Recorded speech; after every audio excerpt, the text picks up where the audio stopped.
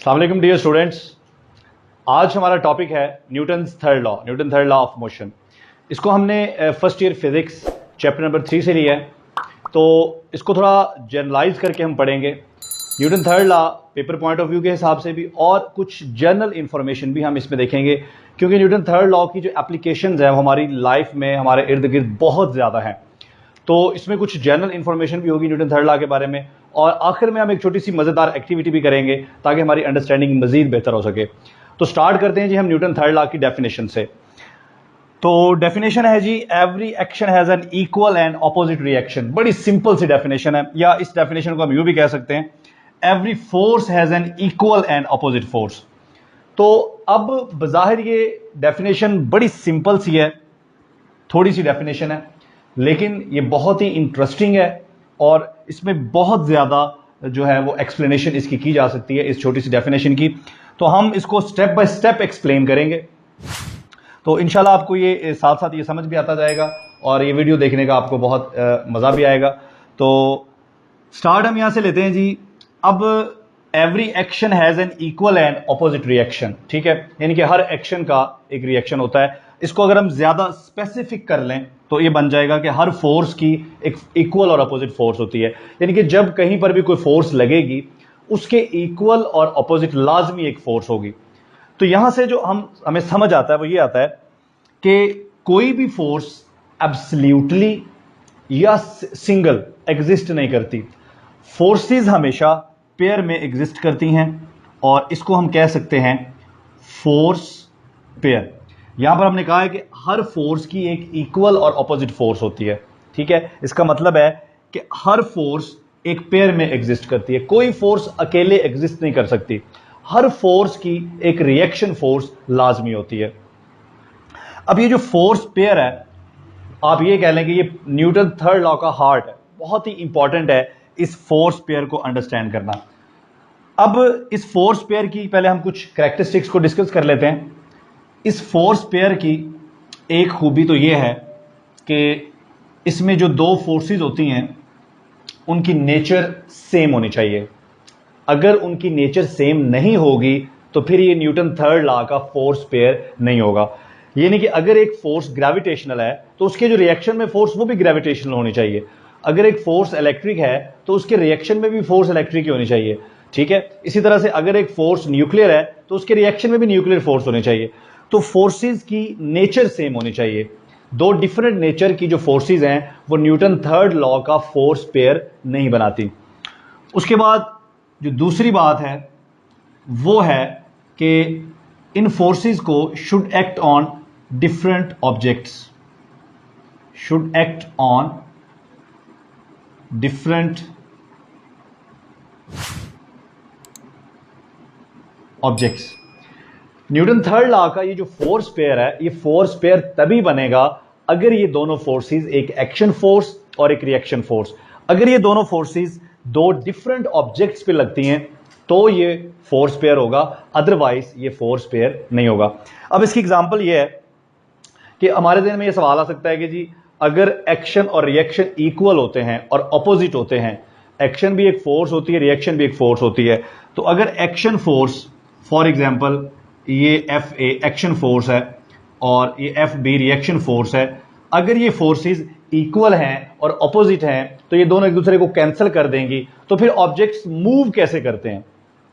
तो इसका जवाब यही है कि ये जो फोर्सेस हैं ये दो डिफरेंट ऑब्जेक्ट्स पे लगती हैं। अगर ये फोर्सेस एक्शन फोर्स और रिएक्शन फोर्स, अगर ये दोनों एक ही ऑब्जेक्ट पे लगेंगी, ठीक है, तो फिर ये दोनों एक दूसरे को कैंसिल कर देंगी और नेट फोर्स जीरो हो सकती है। लेकिन ये एक दूसरे को कैंसिल नहीं करती। उसकी वजह यह है कि एक्शन फोर्स एक ऑब्जेक्ट पे होती है जबकि रिएक्शन फोर्स एक दूसरे ऑब्जेक्ट पे होती है। इसकी मिसाल हम यूं ले सकते हैं कि हमारे पास एक बॉल है, ठीक है जी, एक टेनिस बॉल, अगर हम उसको किसी दीवार पे मारें तो क्या होगा? दीवार एक फोर्स लगाएगी बॉल के ऊपर और रिएक्शन में बॉल एक फोर्स लगाएगा दीवार के ऊपर। अब एक्शन बॉल पे होगा, रिएक्शन बॉल पे होगा, ठीक है। तो एक्शन और reaction they should act on different objects, तभी जाकर ये न्यूटन थर्ड लॉ का फोर्स पेयर बनेगा। और फिर हमने कहा कि इनकी नेचर भी सेम होगी। अब एक्शन और रिएक्शन की हमारे पास रोज़मर्रा ज़िंदगी में बहुत सारी एग्जांपल्स हमें मिलती हैं, ठीक है जी। तो हम कोई एक दो एग्जांपल्स को यहाँ डिस्कस करेंगे। तो यहाँ पर जो सबसे पहले मैं एग्जांपल डिस्कस करने जा रहा हूँ, ये बड़ी फेमस एग्जांपल है और ये हमने अपनी स्कूल फिजिक्स में भी पढ़ी हुई है। तो अब इसमें हम ये डिस्कस करेंगे कि ये जो एग्जांपल है ये न्यूटन थर्ड लॉ की एग्जांपल है भी और नहीं भी। अब ये क्यों नहीं है और क्यों है, ये दोनों चीज़ें हमने डिस्कस करनी है। एग्जांपल आपको याद होगी कि हम कहते थे कि अगर एक मेज़ हो और उस मेज़ के ऊपर हमने एक ब्लॉक रखा हो, तो होता ये है कि ब्लॉक अपने वेट के बराबर मेज़ पे फोर्स लगाता है, रिएक्शन में मेज़ उस पर फोर्स लगाता है, तो ये दोनों एक दूसरे को कैंसिल कर देती हैं फोर्सेस, इसलिए वो जो अपना ब्लॉक है वो उसके ऊपर रेस्ट में पड़ा रहता है मेज़ के ऊपर। अब ये न्यूटन थर्ड लॉ की एग्जांपल इस सेंस में नहीं है, ये बिल्कुल गलत है, ऐसे नहीं होता, ठीक है। अभी हमने कहा है कि एक्शन और रिएक्शन फोर्सेस दो डिफरेंट ऑब्जेक्ट्स पे होती हैं, इसलिए ये दोनों एक दूसरे को इक्वल और अपोजिट तो जरूर होती हैं, लेकिन चूंकि डिफरेंट ऑब्जेक्ट्स पे होती हैं इसलिए एक दूसरे को कैंसिल नहीं करती। तो जरा हम इस एग्जांपल में देखते हैं कि यहां पर क्या मिसकंसेप्शन है और action reaction force, action reaction जो पेयर है वो असल में क्या है। तो ये हमारे पास एक टेबल है जी और इस टेबल के ऊपर ये एक ब्लॉक पड़ा है, ठीक है। हम ये कहते हैं कि ये जो ब्लॉक है ये अपने वेट के बराबर मेज के ऊपर फोर्स लगा रहा है, ये एक्शन फोर्स है, और रिएक्शन में एक नॉर्मल फोर्स मेज इसके ऊपर लगा रहा है। दोनों फोर्सेस एक दूसरे को कैंसिल कर देती हैं और ये ब्लॉक यहाँ रेस्ट में पड़ा रहता है। जी ऐसा बिल्कुल नहीं है। पहली तो बात ये ज़हन में रखें कि न्यूटन थर्ड लॉ जो है ना ये एक्शन रिएक्शन लॉ है, ठीक है। ये इस बात को स्टडी नहीं करता कि कोई ऑब्जेक्ट रेस्ट में रहेगा या वो मूव करेगा। इसको कौन स्टडी करता है? इसको स्टडी करता है Newton second law. Newton second law में ये बताता है कि ऑब्जेक्ट्स रेस्ट में कब होंगे और मूव कब करेंगे, ठीक है। ये हमें सिर्फ एक्शन रिएक्शन फोर्सेस के बारे में बताता है, ठीक है। तो न्यूटन थर्ड लॉ बिल्कुल इस बारे में नहीं है कि ऑब्जेक्ट को मूव, क्योंकि न्यूटन थर्ड लॉ हर सिचुएशन में अप्लाई किया जा सकता है, चाहे कोई ऑब्जेक्ट आपका रेस्ट में पड़ा है या मूव कर रहा है, न्यूटन थर्ड लॉ हर सिचुएशन में अप्लाई किया जा सकता है। तो यहां इस सिचुएशन में हम ये देखते हैं कि अगर ये एक्शन रिएक्शन पेयर नहीं है जिसके बारे में हम बात कर रहे हैं, तो फिर यहां पर एक्चुअल एक्शन रिएक्शन पेयर है क्या। अब ये एक्शन रिएक्शन पेयर क्यों नहीं है, पहले जरा इसको भी समझें। देखें, अगर आप ब्लॉक के वेट की बात कर रहे हैं तो ब्लॉक का वेट तो जमीन की ग्रेविटेशनल फोर्स को कहते हैं, ठीक है। इसका मतलब है कि ब्लॉक का जो वेट है वो जमीन की ग्रेविटेशनल फोर्स है, लेकिन जिस रिएक्शन की आप बात कर रहे हैं, जो मेज इस पर लगा रहा है, जो जिसको हम नॉर्मल फोर्स कहते हैं या नॉर्मल रिएक्शन कहते हैं, वो ग्रेविटेशनल फोर्स नहीं है। तो दोनों की नेचर ही सेम नहीं है। अगर इन दोनों की नेचर सेम नहीं है तो फिर ये न्यूटन थर्ड लॉ का एक्शन रिएक्शन पेयर नहीं बनाती। लेकिन यहां न्यूटन थर्ड लॉ का एक्शन रिएक्शन पेयर बन रहा है, ठीक है। वो कहां पे बन रहा है, जरा अब हम उसको देखते हैं। तो पहले हमें यह देखना है कि यहां पर इंटरेक्शन हो कितने रहे हैं। तो यहां पर बेसिकली दो इंटरेक्शन हो रहे हैं। एक इंटरेक्शन हो रहा है इस ब्लॉक और ग्राउंड के दरमियान। ये ग्राउंड है जी हमारा, ये अर्थ है, ठीक है। तो यहां पर एक जो इंटरेक्शन है वो हो रहा है बिटवीन ब्लॉक एंड अर्थ, और जो दूसरा इंटरेक्शन हो रहा है वो हो रहा है बिटवीन टेबल एंड ब्लॉक। तो दूसरा इंटरेक्शन जो है वो हो रहा है जी ब्लॉक और टेबल के दरमियान। अब यहां पर हमें फाइंड आउट करनी है कि एक्शन रिएक्शन पेयर की जो फोर्सेस हैं वो कौन कौन सी हैं। तो यहां पर जी हम जरा आइडेंटिफिकेशन कर लेते हैं।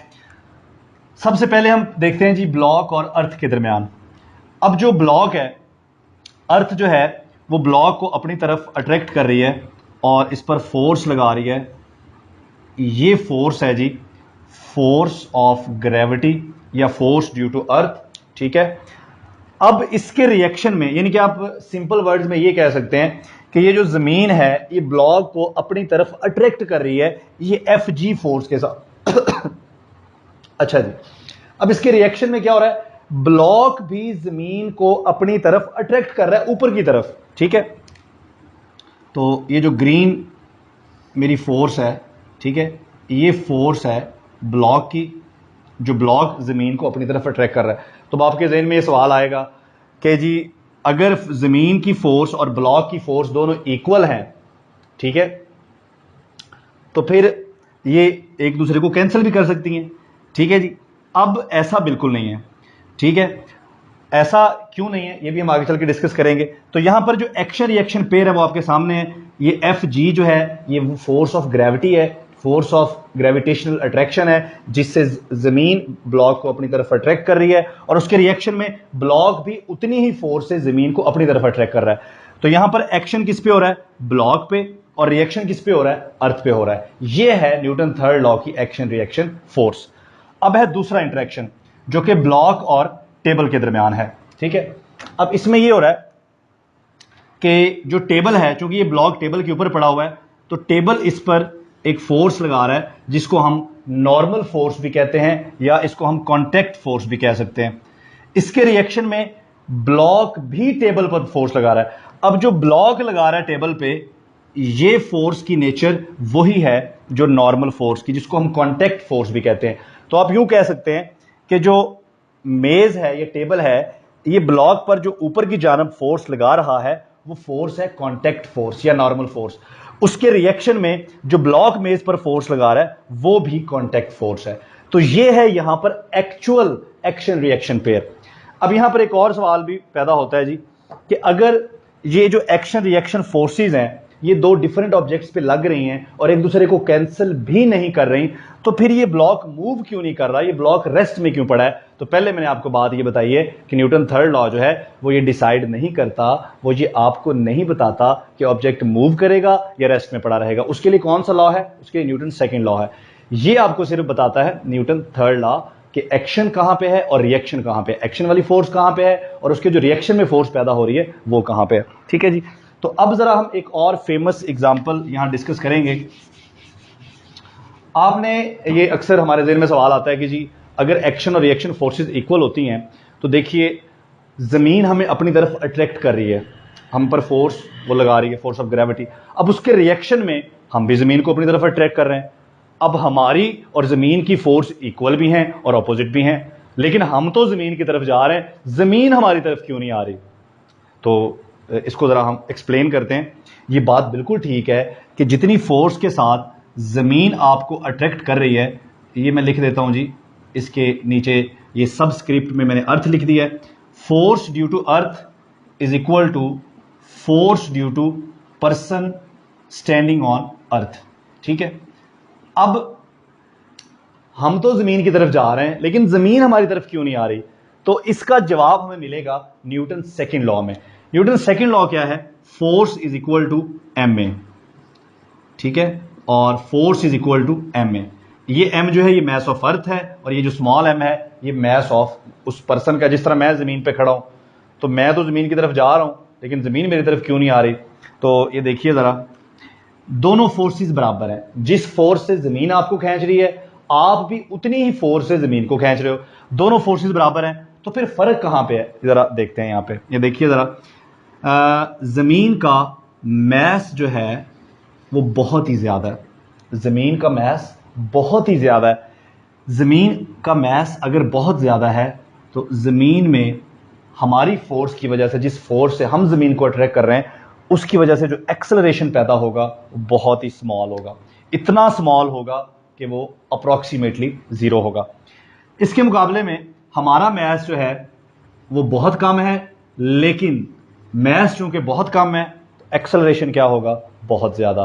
तो ये देखिए, जमीन का मास बहुत ज्यादा है इसलिए उसमें एक्सेलरेशन बहुत कम है। हमारा मास जमीन के मुकाबले में बहुत कम है इसलिए जमीन के मुकाबले में हमारा एक्सेलरेशन बहुत ज्यादा है। लेकिन जब इन दोनों फैक्टर्स को आप मल्टीप्लाई करोगे तो आंसर क्या आएगा? सेम आएगा। यही वजह है कि जब हम जमीन पे खड़े होते हैं या कोई भी चीज जब हम फेंकते हैं तो वो जमीन की तरफ जाती है, जमीन उसको अट्रैक्ट कर रही होती है। अब वो चीज जो जमीन की तरफ जा रही है, जैसे ये पेन है, ये जमीन की तरफ जा रहा है, अब ये भी जमीन को उतनी ही फोर्स से अपनी तरफ अट्रैक्ट कर रहा है। लेकिन वजह क्या है? जमीन का मास इतना ज्यादा है कि इसकी फोर्स की वजह से जो जमीन में एक्सेलरेशन पैदा होगा वो इतना स्मॉल होगा कि वो ना होने के बराबर होगा।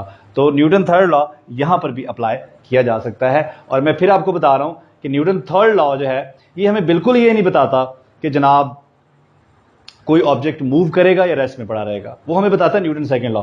अब इसकी कुछ एग्जांपल्स हम देखते हैं जी। बहुत सारे एग्जांपल्स हैं हमारे पास।